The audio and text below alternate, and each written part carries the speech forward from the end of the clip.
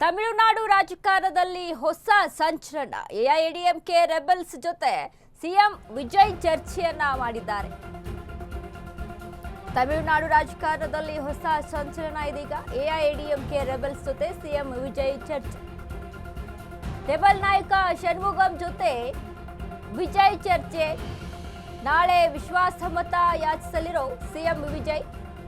ವಿಶ್ವಾಸಮತ ಯಾಚನೆಗೂ ಮುನ್ನವೇ ಷಣ್ಮುಗಂ ಜೊತೆ ಚರ್ಚೆ. ತಮಿಳುನಾಡು ರಾಜಕಾರಣದಲ್ಲಿ ಟ್ವಿಸ್ಟ್ ಮೇಲೆ ಟ್ವಿಸ್ಟ್. ಯಾವಾಗ ಎಲೆಕ್ಷನ್ ಸ್ಟಾರ್ಟ್ ಆಯಿತೋ, ಯಾವಾಗ ಎಕ್ಸಿಟ್ ಪೋಲ್ ರಿಸಲ್ಟ್ ಹೊರಬಂತು, ಆವಾಗಿಂದನೂ ಕೂಡ ಅದಾದ್ಮೇಲೆ ರಿಯಲ್ ಪೋಲ್ ಯಾವಾಗ ಹೊರಬೀಳುತ್ತೋ, ವಿಜಯ್ ಬಹುಮತದಿಂದ ಟಿವಿಕೆ ಪಕ್ಷ ಬಹುಮತದಿಂದ ಬಂದರೂ ಕೂಡ ಆಮೇಲೆ ಸರ್ಕಾರ ರಚನೆ ವಿಚಾರಕ್ಕೆ ಯಾವ ರೀತಿಯಾದಂಥ ಟ್ವಿಸ್ಟ್ ಇತ್ತು. ಇದರಲ್ಲಿ ಎಐಎಡಿಎಂಕೆಯ ವಿಚಾರಕ್ಕೆ ಸಹ ನಾವು ಮಾತನಾಡೋದಾದ್ರೆ ಪಳನಿಸ್ವಾಮಿ ಒಂದು ಬಣ, ಷಣ್ಮುಗಂ ಒಂದು ಬಣ ಅಂತ ಆಗುತ್ತೆ. ಇದರಲ್ಲಿ ವಿಜಯ್ ಜೊತೆ ಸರ್ಕಾರ ರಚನೆಗೆ ಷಣ್ಮುಗಂ ಬಣ ಅಲ್ಲಿ ಆಕ್ಟಿವ್ ಆಗಿದೆ, ಒಮ್ಮತವನ್ನ ಸೂಚಿಸ್ತಾ ಇದೆ ಅನ್ನುವಂಥ ಒಂದು ಹೇಳಿಕೆ ಇತ್ತು, ಒಂದಿಷ್ಟು ವದಂತಿಗಳಿತ್ತು. ಈಗ ಆ ಹಿನ್ನೆಲೆಯಲ್ಲಿ ಕೊನೆಗೂ ಸಹಿತ ದಳಪತಿ ವಿಜಯ್ ಎಡಪಕ್ಷಗಳೊಂದಿಗೆ ಇದೀಗ ಸರ್ಕಾರ ರಚನೆ ಮಾಡ್ಕೊಂಡಿದ್ದಾರೆ. ಬಟ್ ಇಲ್ಲಿ ಷಣ್ಮುಗಂ ಜೊತೆ ಇದೀಗ ಚರ್ಚೆ ಏನಿದೆಯಲ್ಲ, ಇದು ಒಂದು ರೀತಿಯಾಗಿ ಭಾರಿ ಚರ್ಚೆಗೆ ಗ್ರಾಸವಾಗಿರುವಂಥದ್ದು. ದಳಪತಿ ವಿಜಯ್ಗೆ ಅಚ್ಚರಿ ರೀತಿಯಲ್ಲಿ ಸಿಗುತ್ತಾ ಬೆಂಬಲ. ಪಳನಿಸ್ವಾಮಿ ವಿರುದ್ಧವೇ ಬಂದಿದ್ದ ಎಐಎಡಿಎಂಕೆ ಶಾಸಕರು, ನಾವು ಪಳನಿಸ್ವಾಮಿ ಪರ ನಿಲ್ಲಲ್ಲ, ನಮಗೆ ವಿಜಯ್ ಬೇಕು, ವಿಜಯ್ ಪಕ್ಷ ಬೆಂಬಲಿಸಲು ಎಐಎಡಿಎಂಕೆ ಶಾಸಕರ ನಿರ್ಧಾರ. ಪಳನಿಸ್ವಾಮಿ ವಿರುದ್ಧ ಬಂದಿದ್ದ 30ಕ್ಕೂ ಅಧಿಕ ಶಾಸಕರು ನಾಳೆ ಎಐಎಡಿಎಂಕೆ ಶಾಸಕರು ವಿಜಯ್ ವೋಟ್ ಹಾಕ್ತಾರಾ?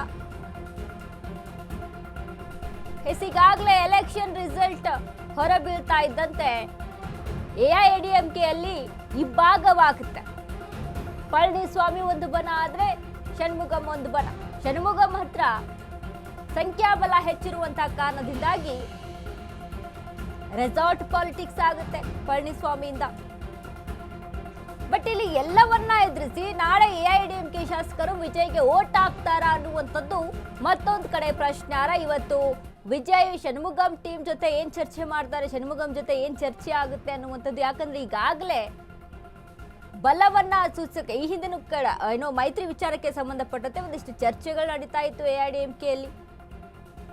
ಹಾಗಾಗಿ ಯಾವ ನಿಲುವು ಹೇಗಿರುತ್ತೆ ಅನ್ನೋದನ್ನ ಇಲ್ಲಿ ಗಮನಿಸಬೇಕಾಗುತ್ತೆ.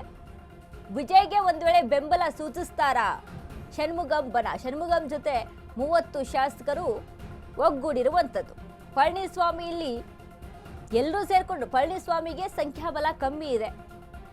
ನಾವಾಗಲೇ ಈ ಹಿಂದೆ ಮಾತನಾಡಿದ್ವಿ, ಒಂದು ರೀತಿಯಲ್ಲಿ ಮಹಾರಾಷ್ಟ್ರದ ಶಿವಸೇನೆ ಯಾವ ರೀತಿಯಾಗಿ ಇಬ್ಬಾಗವಾಗಿ ಸಪೋರ್ಟ್ ಯಾವ ರೀತಿಯಾಗಿ ಅಲ್ಲಿ ದೊರೆತು ಬರುತ್ತಲ್ವಾ, ಆ ರೀತಿಯಾಗಿ ಎಐಎಡಿಎಂಕೆಯಲ್ಲಿ ಆಗ್ಬಿಡುತ್ತೇನೋ ಅಂತ. ಬಟ್ ಇಲ್ಲಿ ಒಂದು ರೀತಿಯಾಗಿ ಆಂತರಿಕವಾಗಿ ಹಲವಾರು ಜಗಳಗಳು ಕದನಗಳು ಇದ್ರೂ ಕೂಡ ಪಳನಿಸ್ವಾಮಿಯ ಬಣದಲ್ಲಿ ಅಷ್ಟೊಂದು ಬೆಂಬಲ ಇಲ್ಲ. ಹಾಗಾಗಿ ಒಂದು ಕಡೆ ಷಣ್ಮುಗಂ ಟೀಮ್ ಇಲ್ಲಿ ಬಲಿಷ್ಠವಾಗಿದೆ. ವಿಜಯ್ಗೆ ಸಪೋರ್ಟ್ ಅನ್ನ ಕೊಡುವಂತ ಚಾನ್ಸಸ್ಗಳು ಹೆಚ್ಚಾಗಿ ಇದಾವೆ.